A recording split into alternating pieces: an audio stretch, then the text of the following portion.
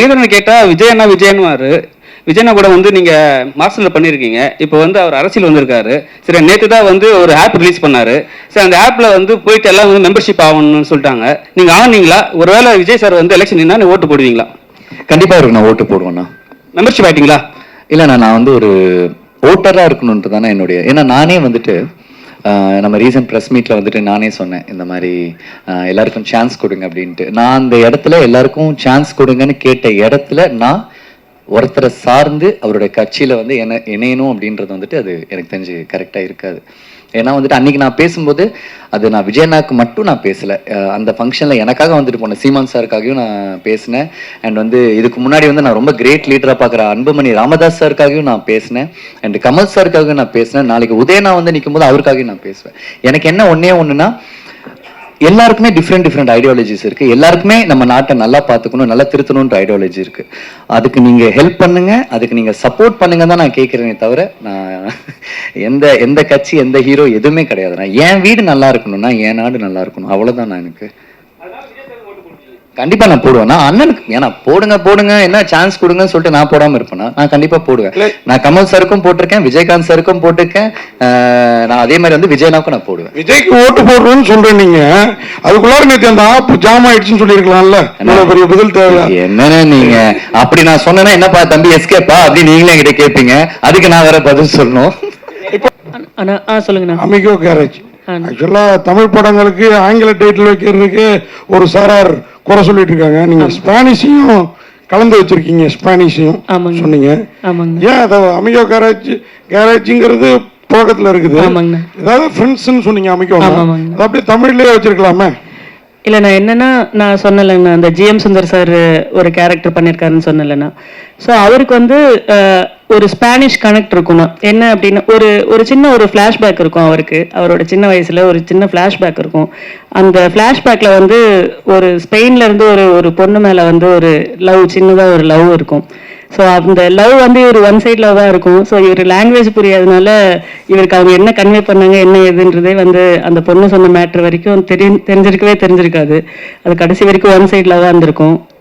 அவங்களோட ஞாபகார்த்தமாக அவங்க விட்டு போனதுலேருந்து சின்ன வயசுலேருந்து அவங்க ஸ்பானிஷ் சாங்ஸு, ஸ்பானிஷில் என்னென்ன இருக்கோ அதை வந்து அவங்க ஞாபகார்த்தமாக அவங்க வந்து அவர் வந்து இது பண்ண ஆரம்பித்தார்.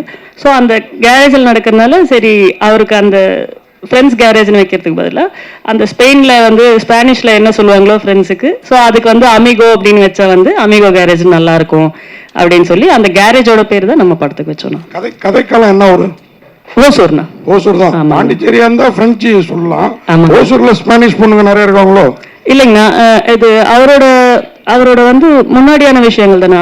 அவரே வந்து இன்னைக்கு ஒரு 54 வயசு 55 வயசு அந்த மாதிரி தான் போர்ட்ரே ஆவாங்க.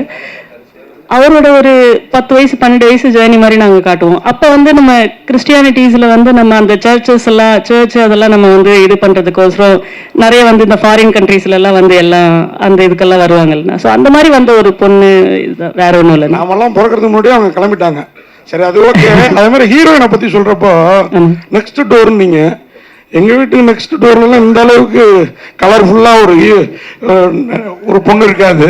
உங்க வீட்டு ஓசூர் பக்கம் பெங்களூர் பக்கங்கிறதுனால ஒருவேளை இவ்வளவு கலரா பொண்ணுங்க இருக்காங்களோ? இல்ல, இங்க வந்து இங்க எப்படி கொஞ்சம் ஃபங்க்ஷன்னால கொஞ்சம் இப்படி வந்திருக்காங்க. பட் ஆனா அங்க வந்து நம்ம படத்துல வந்து மேக்கப்ஸ் வந்து ரொம்ப யூஸ் பண்ணாம அவங்க பார்க்க வந்து கொஞ்சம் நம்ம இதுல பார்க்கும்போது கொஞ்சம் படத்துல வந்து ரொம்ப ஷட்டில்டா தான் இருக்கும்னா படத்துல பார்க்கும்போது உங்களுக்கு கண்டிப்பா நான் சொன்னது வந்து கனெக்ட் ஆகும்னா.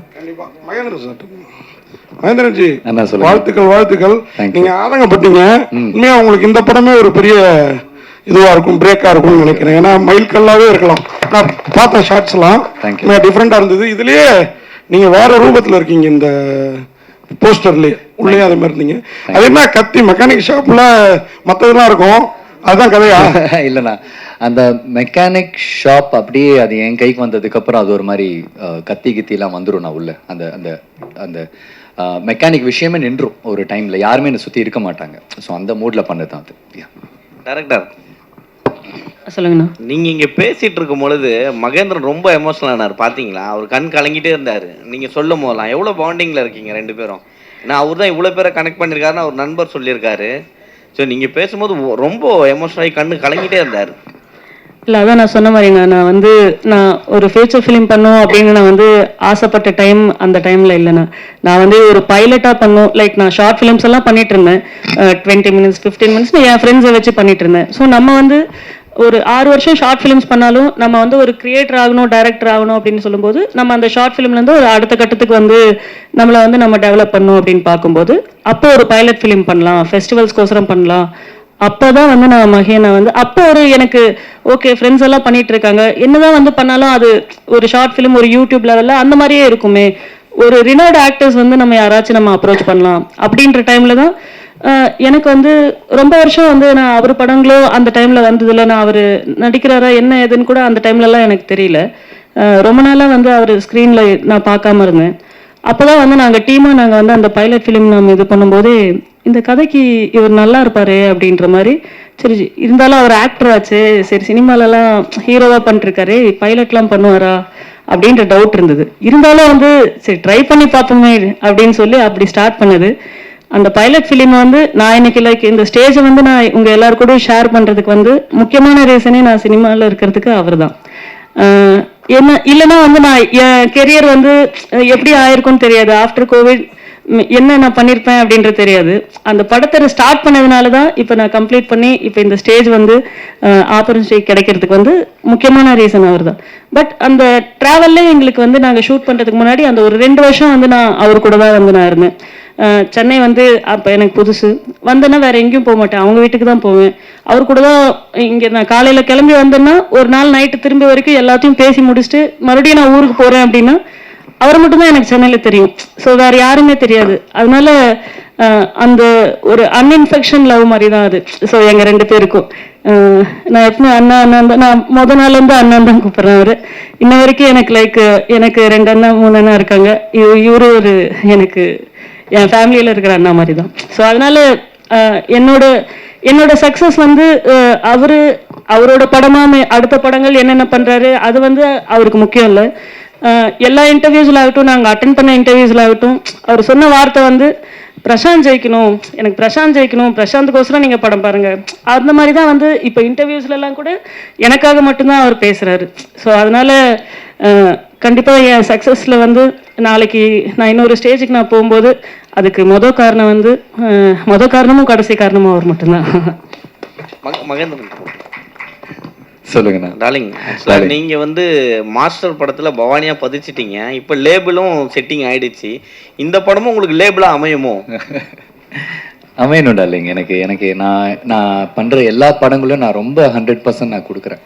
அது என்னுடைய டைரக்டர்ஸும் என்னுடைய ப்ரொடியூசர்ஸ் கிட்ட கேட்டால் அது எனக்கு தெரியும். அது எண்ட் ஆஃப் த டே ஸ்க்ரீனுக்கு வரும்போது இது எங்கே எப்படி எனக்கு அது புரியவே இல்லை. எனக்கு நான் பயங்கரமாக பண்ணுறேன், என்னென்னமோ பண்ணுறேன், ஆனால் மிஸ் ஆகுது. எனக்கு இந்த படம் லேபிளை தாண்டி எனக்கு இந்த பையன் ஜெயிக்கணும்னு ரொம்ப ஆசை ப்ரோ. ஏன்னா லோகேஷ்னா மாதிரி தான், சினிமாவே அவனுக்கு எதுவுமே தெரியாது. அவனுக்கு தெரிஞ்சது சினிமா பார்த்துருக்கான். மணிரத்னம் சாருடைய பெரிய ஃபேன். அவன்னா படம்னா என்னன்னா கன்னத்தில் முத்தமிட்டால் உட்காந்து பார்த்துக்கிட்டு இருப்பான். அவன் டிப்ரெஸ் ஆனாலும் அதான் பார்ப்பான், சந்தோஷமா இருந்தாலும் அதான் பார்ப்பான். ஸோ அப்படி ஒரு ஃபாலோவராக வரும்போது, சினிமாவை நம்பி வரும்போது அவனுக்கு நான் கையை கொடுத்து தான் ஆகணும். ஸோ அதனால என் படம் எல்லாமும் ஜெயிக்கணும், இந்த படமும் கண்டிப்பாக ஜெயிக்கணும். இவனை நம்பி இன்வெஸ்ட் பண்ண எல்லாருமே, என்னுடைய டிஸ்ட்ரிபியூட்டர்லேருந்து என்னுடைய அப்பாலேருந்து, ஸோ எல்லாருக்குமே அது அமையணும் பிரதர். அதான் நான் கேட்டுக்கிறேன். மணிரத்னம் சொன்னதுனாலதான் ஹீரோயினை தேடி அவர் படத்துல மெயின் முக்கியமா அழகா காமிப்பாரு, ஹீரோயின்கள் எல்லாம் தேடி கண்டுபிடிச்சு. நானும் அதை கேட்கணும்னு நீங்க பேசுறப்ப எல்லாரையும் சொன்னீங்க, ஹீரோயினை பத்தி மட்டும் குறிப்பு இல்லையே.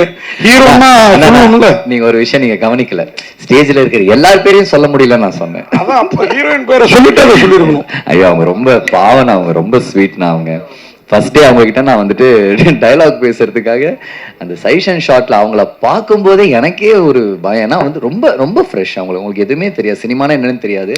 அவங்க ஒரு குட்டி ஷார்ட் ஃபிலிம்ல ஒரு ஷார்ட் ஃபிலிம் தான் கேரளாவில் பண்ணியிருக்காங்க. அவங்க வந்திருக்காங்க. ஸோ ஃபர்ஸ்ட் திங் அவங்க என்னை பார்த்தா அவங்க எதுவும் பயந்துடக்கூடாது, ஐயோ இவன் ஏதோ பயங்கரமாக நடிப்பா போல இருக்கு அப்படின்ட்டு அவங்கள ஃபர்ஸ்ட் நான் ரொம்ப கம்ஃபர்டபுளாக வச்சுக்கணும். ஸோ அதுக்கப்புறம் நல்லா நடிச்சாங்க. எங்கள் ஷூட்டிங் நடக்கும்போதே வீரம் அந்த படத்துலேருந்து டைரக்டர் கால் பண்ணி இந்த மாதிரி கேட்டார், டக்குன்னு போனாங்க, படம் ரிலீஸ் ஆச்சு so I am very happy for it.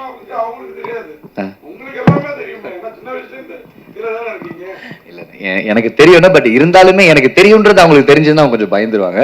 So அதனால எதுவுமே தெரியாத மாதிரி சொல்லிட்டு. டேரக்டர் உங்களுக்கு ஒரு கொஸ்டின், நான் இங்கே இருக்கேன். ஹாய்ண்ணா சொல்லுங்கண்ணா. இப்போ என்னன்னா இப்போ வந்து உங்க படத்துல வந்து ஒரு விஷயம் கேள்விப்பட்டேன், ட்ரக்ஸ் வச்சிருக்குன்ட்டு. இப்போ வந்து தமிழ் சினிமாவிலையும் சரி அரசியலையும் சரி ட்ரக்ஸை பத்தி நிறைய பேச ஆரம்பிச்சிட்டாங்க. ஆமாங்கண்ணா. அதனால தான் இந்த 15 அன்னைக்கு ரிலீஸ் பண்ண போறீங்களா இந்த படத்தை? அன்னைக்கு ஏதாச்சும் டேவாண்ணா? இதுக்கு தான் மறைஞ்சுன்னு கேள்வி கேட்டீங்களா? இல்லைண்ணா 15th அன்னைக்கு ஏதாவது டேவா? 15 அன்னைக்கு இப்ப பேசும் பொருளா இருக்கிறது வந்து ட்ரக்ஸ் தான். ஆமாண்ணா. சரிங்களா? படத்துல வந்து முக்கிய இதுல வருது அது. ஸோ அதனால தான் இந்த டைம்ல ரிலீஸ் பண்ணா நல்லா போகும்னு சொல்லிட்டு பண்றீங்க. இல்லைங்கண்ணா, லைக் இது என்ன அப்படின்னா நான் கதையை வந்து இது நான் ஃபிக்ஷனாக பண்ணலண்ணா. நான் வந்து இது நான் பார்த்த ரியல் லைஃப் கேரக்டர்ஸ் வந்து நான் பார்த்து பழகின ரியல் லைஃப் கேரக்டர்ஸோட லைஃப் வந்து எப்படி மாறுச்சு அப்படின்ற, லைஃப் வந்து எதனால மாறுச்சு அப்படின்ற விஷயம் தானே. ஏன்னா நான் பார்த்த நிறைய என் கூட இருந்த என் ஃப்ரெண்ட்ஸ் ஆஃப் ஃப்ரெண்ட்ஸ் எல்லாம் இருக்காங்கண்ணா. அவங்க என்ன ஆச்சு அப்படின்னா அவங்களுக்கு நார்மலாக தான் இருந்தாங்க, நல்லாவே இருப்பாங்க. திடீர்னு பார்த்தா ஒரு 3 நாள் கழிச்சு பேப்பர்ல வந்து ஒரு கொலை பண்ணிட்டு ஜெயிலுக்கு போயிருக்காங்க அப்படின்னு வரும்.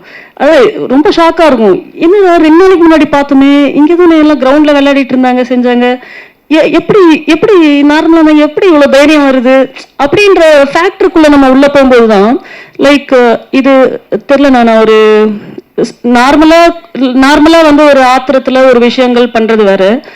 நிறைய கொலைகளுக்கு பின்னாடி நீங்க வந்து பாத்தீங்கன்னா அந்த கொலை பண்றவங்களுக்கு வந்து நிறைய தைரியம் இருந்தது இல்லைண்ணா. நம்ம கொலை பண்ணும்போது வந்து தைரியம் இருக்காதுண்ணா.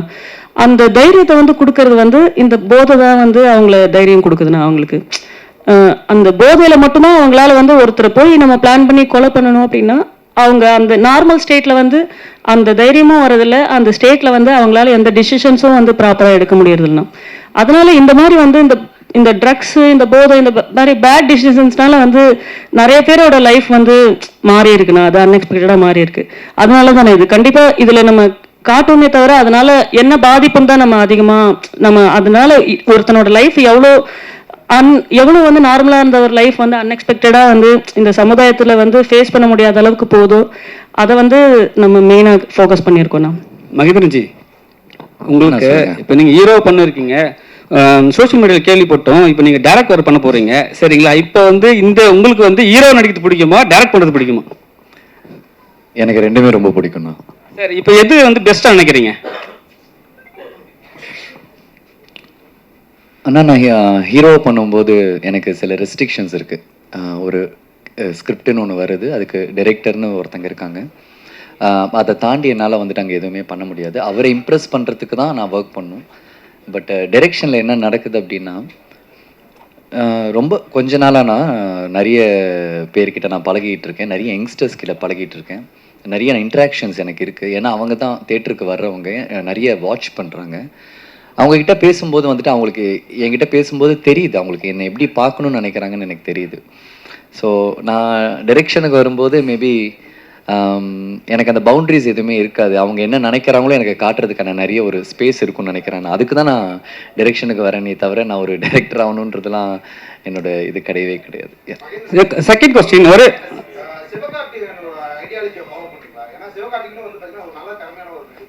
அவருக்கு வந்து ஒரு குறிப்பிட்ட காலகட்டத்தில் வந்து சினிமாவில் ஒரு எதிர்ப்பு காணும்போது வந்து தனக்கும் ஒரு டீம் ஃபார்ம் பண்ணாரு. இப்போ நீங்களும் உங்களுக்கான டீமை ஃபார்ம் பண்ணிட்டு இருக்கீங்க. ஸோ அடுத்த கட்ட நடவடிக்கை ஒரு டீமா இருந்தால் தான் சினிமாவில் ஜெயிக்க முடியும் நம்புறீங்களா? இல்லைண்ணா, கண்டிப்பாக இல்லைண்ணா. நான் வந்துட்டு I belongs to all the டீம்ண்ணா. நீங்கள் இந்த தமிழ் சினிமாவில் நீங்கள் எந்த டைரக்டர்கிட்ட கேட்டிங்கனாலும் உங்கள் டீமில் நான் இருக்கேன்.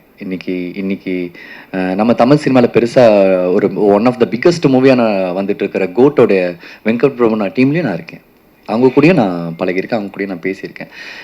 எனக்கு டீம்லாம் எதுவுமே கிடையாது. நான் எந்த டீமுக்கு போகணுமோ என் டீமுக்கு என்னால் என்ன உழைக்க முடியுமோ அதை தான் நான் பார்க்குறேன். லைக் தோனி மாதிரின்னு வச்சுக்கோங்களேன். ஒரு தோனி வந்துட்டு எப்படி ஒரு இந்தியன் டீமுக்கு அவர் ஆடும்போது எப்படி ஒரு கேப்டனாக அந்த டீமோட ஒரு விளாட்னாரோ, எப்படி சிஎஸ்கேக்கு வந்ததுக்கப்புறம் திருப்பி கேப்டன் அந்த சிஎஸ்கேவை தூக்கினாரோ. So that is how I think. நீங்கள் வந்து ஒரு படம் பண்ணும்போது நீங்கள் கேப்டனாக இருக்கக்கூடாது, இருக்கிறவங்களெல்லாம் கேப்டனாக வச்சுட்டு நீங்களும் விளாண்டிங்கன்னா கேம் நல்லாயிருக்கும் நினைக்கிறேன். அவ்வளோதாண்ணா. I'm not belongs to any team. எப்பவுமே மகேந்திரனை கேட்டால் விஜயன்னுவார். விஜயனா கூட வந்து நீங்கள் மாஸ்டரில் பண்ணியிருக்கீங்க, இப்போ வந்து அவர் அரசியல் வந்திருக்காரு. சரி, நேற்று தான் வந்து ஒரு ஆப் ரிலீஸ் பண்ணார். சரி, அந்த ஆப்பில் வந்து போயிட்டு எல்லாம் வந்து மெம்பர்ஷிப் ஆகணும்னு சொல்லிட்டாங்க. நீங்கள் ஆனீங்களா? ஒருவேளை விஜய் சார் வந்து எலெக்ஷன் நின்னா ஓட்டு போடுவீங்களா? கண்டிப்பாக இருக்கு, நான் ஓட்டு போடுவேண்ணா. மெம்பர்ஷிப் ஆகிட்டீங்களா? இல்லைண்ணா, நான் வந்து ஒரு ஓட்டராக இருக்கணுன்ட்டு தானே என்னுடைய. ஏன்னா நானே வந்துட்டு நம்ம ரீசன்ட் ப்ரெஸ் மீட்டில் வந்துட்டு நானே சொன்னேன் இந்த மாதிரி எல்லாருக்கும் சான்ஸ் கொடுங்க அப்படின்ட்டு. நான் அந்த இடத்துல எல்லாருக்கும் சான்ஸ் கொடுங்கன்னு கேட்ட இடத்துல நான் ஒருத்தரை சார்ந்து அவருடைய கட்சியில் வந்து இணையணும் அப்படின்றது வந்துட்டு அது எனக்கு தெரிஞ்சு கரெக்டாக இருக்காது. ஏன்னா வந்துட்டு அன்றைக்கி நான் பேசும்போது அது நான் விஜயண்ணாக்கு மட்டும் நான் பேசலை, அந்த ஃபங்க்ஷனில் எனக்காக வந்துட்டு போனேன், சீமான் சாருக்காகவும் நான் பேசினேன். அண்ட் வந்து இதுக்கு முன்னாடி வந்து நான் ரொம்ப கிரேட் லீடராக பார்க்குற அன்புமணி ராமதாஸ் சாருக்காகவும் நான் பேசினேன். அண்ட் கமல் சாருக்காகவும் நான் பேசினேன். நாளைக்கு உதயனா வந்து நிற்கும் போது அவருக்காகவும் நான் பேசுவேன். எனக்கு என்ன ஒன்றுனா, எல்லாருக்குமே டிஃப்ரெண்ட் ஐடியாலஜிஸ் இருக்குது. எல்லாருக்குமே நம்ம நாட்டை நல்லா பார்த்துக்கணும், நல்லா திருத்தணுன்ற ஐடியாலஜி இருக்குது. அதுக்கு நீங்கள் ஹெல்ப் பண்ணுங்க, அதுக்கு நீங்கள் சப்போர்ட் பண்ணுங்க தான் நான் கேட்குறேனே தவிர நான் எந்த கட்சி எந்த ஹீரோ எதுவுமே கிடையாது. நான் என் வீடு நல்லா இருக்கணும்னா என் நாடு நல்லா இருக்கணும், அவ்வளோதான். நான் எனக்கு கண்டிப்பாக நான் போடுவேன். நான் அண்ணனுக்கு ஏன்னா போடுங்க என்ன சான்ஸ் கொடுங்கன்னு சொல்லிட்டு நான் போடாமல் இருப்பேன்னா நான் கண்டிப்பாக போடுவேன். நான் கமல் சாருக்கும் போட்டிருக்கேன், விஜயகாந்த் சாருக்கும் போட்டிருக்கேன். நான் அதே மாதிரி வந்து விஜயனாவுக்கும் நான் போடுவேன். விஜய்க்கு ஓட்டு போடுறேன்னு சொல்றேன் நீங்க, அதுக்குள்ளார நேற்று அந்த ஆப் ஜாம் ஆயிடுச்சுன்னு சொல்லியிருக்கலாம்ல. பெரிய பதில் தேவை என்னன்னு நீங்க அப்படி நான் சொன்னேன்னா என்னப்பா தம்பி எஸ்கேப்பா அப்படி நீங்களே என்கிட்ட கேட்பீங்க, அதுக்கு நான் வேற பதில் சொல்லணும். இப்போ ஹெட்மாஸ்டர் கிட்ட கொடுங்க. சார் சொல்லுங்க சார். சார் நீங்க ஹெட்மாஸ்டரா இருக்கீங்க, எவ்வளவு பசங்களை பார்த்துருப்பீங்க. ட்ரக்ஸ்ல உங்க பையன் சொல்லும் போது கூட பேப்பர்ல பார்த்தேன், இந்த மாதிரி 2 பேர் போயிட்டாங்கன்னு சொல்லும் போது உங்க மனநிலைமை எப்படி இருந்தது? இப்போ அவரே ட்ரக்ஸை பத்தி எடுக்கிறாரு, இதை பத்தி நீங்க அவர்கிட்ட சொன்னீங்களா? சொல்லுங்க சார். அவர் கதை சொல்லும் போது எப்படி தோணுச்சு உங்களுக்கு? ஏன் சார்? அவர் கதையை சொல்லும் பொழுது உங்களுக்கு எப்படி தோணுச்சு? இப்போ கதையெல்லாம் எதுவும் நான் கேட்கலைங்க எதுவுமே. வேற அது புரிஞ்சுதா? அதாவது பையன் சொன்ன மாதிரி அவன் செய்யறது, அவன் அதாவது ஐடி ஃபீல்டில் இருந்தான் சார் சொன்ன மாதிரி. 1 லட்ச ரூபா சம்பளம் அப்பையே 2012 13 ஜாப்ல இருந்தான். அதுக்கப்புறம் பார்த்தீங்கன்னா ஷார்ட் ஃபிலிம் ஆரம்பித்தான். மதருக்கான ஹிஸ்ட்ரி இல்லை. அவங்க அம்மாவுக்கு வந்து நல்ல ஒரு சம்பளத்தில் இருக்கிறவன் நாளைக்கு ஃபியூச்சர் வந்து அவனுக்கு நல்லா இருக்கணும், மேரேஜ் பண்ணணுன்னா ஒரு வேலை, அதாவது ஒரு ஜாப்ல இருக்கணும், அந்த ஒரு கண்ணோட்டம் அப்படியே வச்சுட்ருக்கேன். லேடிஸை பொறுத்த வரைக்கும் வேலையில் இருந்தால் தான் பொண்ணு கொடுப்பாங்க, சினிமாவில் இருந்தால் பொண்ணு கொடுப்போம், இப்படி ஓப்பனாக பேசக்கூடிய எங்கள் சொந்தக்காரங்களே பேசுகிறாங்க சார். எங்கள் ரிலேஷனே பார்த்தீங்கன்னா, சார் உங்கள் பையன் சினிமாவில் இருக்காருன்னு பொண்ணு கிடைக்காது சார், இப்படியெல்லாம் ஒரு நிறைய. அதாவது பார்த்தீங்கன்னா பொருளாதாரத்தை விட சார் மனசு நோக்கடிக்குது நிறைய பேர். என் ரிலேஷன் வந்து பையனுக்கு ஏஜ் ஆகுதுங்க, பொண்ணு பார்க்கலாம்னா பையன் என்ன பண்ணுறாரு சார், சினிமா டைரக்டர் இருக்காரு, கஷ்டம் சார். அப்போ ஒரே பேச்சு, பொண்ணு கிடைக்கிறது கஷ்டங்க. என்னடா இந்த ஃபீல்டில் என்ன அப்படி, இது வந்து இது ஒரு ஃபீல்டு கிடையாதா, சினிமா ஃபீல்டு கிடையாதா? நான் அதுக்கு உதாரணத்துக்கு சொன்னேன் சார். நான் நிறைய பேர் சொல்லுவேன், ஒரு அரசியல்வாதி ஒரு சினிமாக்காரங்க 2 பேருக்கு தான் மவுஸ் இருக்குது. ஒரு பெரிய கோடீஸ்வரர் ரோட்டில் நின்றுருக்காரன், டிஃபன் கடை நிற்கிறான், யாரும் எட்டி பார்க்கறதில்ல. ஒரு சின்ன வேஷம் சினிமாவில் ஒரு 5 படத்தில் வச்சா கூட வந்து நின்னாருன்னா கூட்டம் போய் நிற்குது, கூட்டம் போய் பார்க்கறதுக்கு போகிறாங்க. அந்த சினிமா உலகத்துக்கு அந்த மவுஸ் இருக்குது. அப்படி ஏன் வந்து இவங்க இது மாதிரி சினிமா உலகத்தை வந்து பொண்ணு கிடைக்கிறதில்ல, அது கிடைக்கிறதில்லன்னு சொல்கிறாங்கன்றதுனால எங்கள் பையனை வந்து நீ செய்ப்பா, உனக்கு என்ன மனசில் தோணுதோ நீ செஞ்சு சாதிச்சு காட்டு அப்படின்னு அந்த முழு சுதந்திரத்தை நான் அவனுக்கு கொடுத்துட்டேன். என்ன வேணா அவன் செய்யட்டும். அவனுக்கு அதாவது சார் சொன்ன மாதிரி ஒவ்வொருத்தருக்கு பிடித்த வேலை செய்யும்போது அதில் வந்து எப்படியோ டேலண்ட் இருக்கலாம். ஜாபுக்கு போகிறதோ பிஸ்னஸ் செய்கிறதோ எப்போ வேணும் யார் வேணும் செய்யலாம். ஆனால் இந்த மாதிரி இந்த கலை உலகத்தில் ஒரு வாய்ப்பு கிடைச்சி செய்யணும் போது அதுக்கு நம்ம பெற்றோர் முறையில் நான் ஆதரவு கொடுத்தேன் சார். சார் மகேந்திரன் சாருக்கும் டைரக்டருக்கும் ஒரே கேள்வி, ஜெனிஸ் இந்த படத்தை பார்த்துட்டு வாங்கியிருக்கிறாரா என்னன்னு ஒன்று சொல்லுங்க. அதுக்கப்புறம் இன்னொரு கேள்வி உங்க 2 பேருக்கும், யூஏ சர்டிஃபிகேட் எப்போ கிடைச்சது? வந்து ஒரு 10-15 நாள் இருக்குமா, இல்லை முன்னாடியே வாங்கிட்டீங்களா? ஜனவரிலேயே வாங்கிட்டீங்க. ஒருவேளை இப்போ வாங்குற மாதிரி இருந்ததுன்னா அமிகோ கேரேஜ் பாய்ஸ்னு பேரை மாத்திருப்பீங்களோ? ஆனா இல்லைண்ணா, மல்டிமால் பாய்ஸ் இல்லைண்ணா. ஸோ அந்த படத்துக்கான அந்த ஸ்பேஸ் வந்து இப்போ நல்லா இருக்குண்ணா. நாளைக்கு நம்ம படமும் நல்ல டாக்ஸ் வந்ததுன்னா ஸோ அந்த மாதிரியெல்லாம் எதுவும் இல்லைண்ணா, மாற்றிருக்க மாட்டோண்ணா. ஜெனிஸ் சார் பார்த்துட்டீங்களா படம்? ஏன்னா இந்த படம் வந்து உங்களுக்கும் ஒரு இதுவாக இருக்கும்னு நினைக்கிறேன். ஏன்னா இந்த பாட்டு ஃபைட் எல்லாம் பார்த்தப்ப தெரிஞ்சுது. இந்த படம் எப்போதுமே பார்த்துட்டு தான் பிஸ்னஸ் பேசுவீங்க இல்லையா? கண்டிப்பாக. இது எப்படி பண்ணியிருக்கீங்க? இந்த படம் ஒரு தரமான ஒரு மேக்கிங்ன்றது எல்லாரும் டிப்பிக்கலாக சொல்கிற மாதிரி தாண்டி இது கனெக்ட் ஆச்சுது. இப்போது சொன்னாங்க இல்லையா, நான் ஆல்ரெடி ஸ்டேஜில் சொன்ன மாதிரி தான் தமிழ் திரையுலகத்தோட இன்னைக்கு ஜெயிச்சுட்டு இருக்கிற, தொடர்ந்து ஹிட்ஸ் கொடுத்துட்ருக்கிற, மேக்ஸிமம் ஹிட்ஸ் கொடுத்துட்ருக்கிற ப்ரொடியூசர்ஸோட ஒரு மீட்டிங் ரீசெண்ட்லி நடந்தது. அந்த மீட்டிங்கில் அவங்க ஷேர் பண்ண விஷயம் வந்து அப்படியே இந்த படத்தில் கனெக்ட் ஆச்சு எனக்கு. ஒரு படத்தோடைய தோற்றம் முதல் பார்வையிலேருந்து அந்த படத்தோடைய ட்ரெய்லர் கட்ஸ் பார்க்கும்போது நமக்கு ஒரு இம்ப்ரெஸ் ஆச்சுன்னா கண்டிப்பாக பிஸ்னஸ்க்கு மூவ் பண்ணும்போது அதுக்கான சப்போர்ட் கிடைக்கும். அதுதான் நடந்துச்சு. நாங்கள் மலேசியாவுக்கு ஃபஸ்ட்டு ஓவர்சீஸ்க்காக பிச் பண்ணும்போதும் சரி, இப்போது ரீசெண்ட்லி தேட்டர்களுக்காக மூவ் பண்ணும்போதும் சரி பாசிட்டிவாக இருக்குது. இப்போ மகேந்திரன் அப்படின்ற ஒரு ஆக்டர், அவரை நாங்களும் சின்ன வயசுலேருந்தே பார்த்துட்ருக்கோம். ரொம்ப கஷ்டமாக இருந்தது ஒரு ஸ்டேஜில் எமோஷனலாக இருக்கும்போது. ஏன்னா ஒரு நல்ல சோல், இப்படி ஆர்கனைஸ் பண்ணியிருக்காரு. இது ஆர்கனைஸ் பண்ணியிருக்கிறது வந்துன்றது நிறைய சொன்னீங்க, நிறைய கொஸ்டின்ஸ் கேட்டிருந்தீங்க. இது டீம் ஃபார்ம் பண்ணுறாருன்றது அப்படி இல்லை, கரெக்டாக அமைஞ்சிருக்குது. அந்த டேரக்டரும் அதுக்கு டிசர்வ் பண்ணியிருக்காரு. அவர்கிட்ட நான் இன்ட்ராக்ட் பண்ணியிருக்கேன். நல்ல ஒரு சோல்.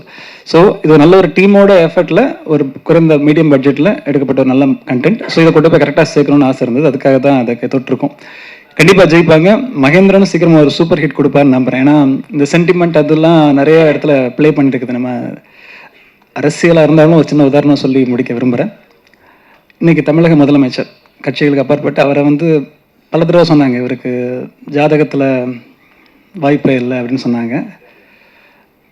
அந்த அம்மாவோட ப்ரேயர்ஸ்ன்னு சொல்லுவாங்க, நிறைய விஷயங்கள் இருக்குது, நிறைய வைப்ரேஷனால் அவர் இன்றைக்கி தமிழகத்தை ஆண்டுட்டு இருக்காரு. அதே மாதிரி திருவுலகத்தை அன்பு தம்பி மகேந்திரனும் ஒரு நல்ல இடத்தோட ட்ராவல் பண்ணுவார், ஜெயிப்பார். அந்த பயணத்தில் நாங்கள் இருப்போம்னு நம்புகிறேன். நன்றி. லொல்லு சபா உதய சார், நீங்க லொல்லு சபா நடிச்சு 20 வருஷம் ஆயிடுச்சு. நிறைய படத்துல உங்களை நாங்க பாக்குறது கிடையாது. இப்ப மகேந்திரன் உங்களை கூப்பிட்ட உடனே நீங்க என்ன ஃபீல் பண்ணீங்க? ஏன்னா மகேந்திரன்லாம் வளர்ந்து வர ஆக்டருக்கு கொடுக்குறாங்க, நீங்க சீனியர் மோஸ்ட் ஆக்டர், சரிங்களா? இப்போ எடுத்த உடனே ஒரு நாளுக்கு அப்புறம் உங்களை கூப்பிடும் போது நீங்க என்ன ஃபீல் பண்ணீங்க?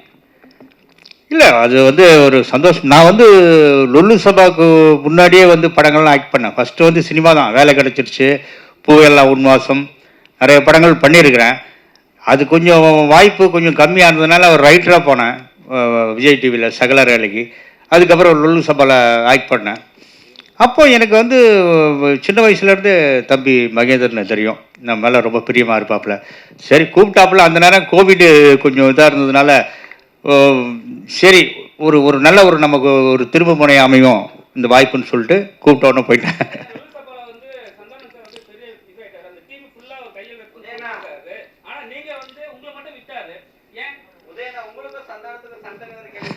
அதெல்லாம் ஒன்றும் கிடையாது.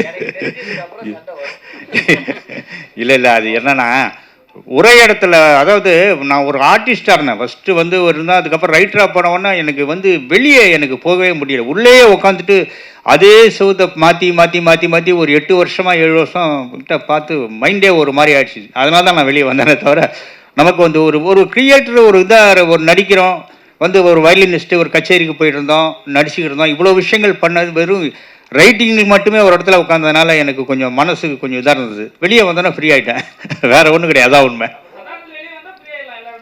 இதை தானே வேணாங்கிறது அப்படின்னா அப்படியா?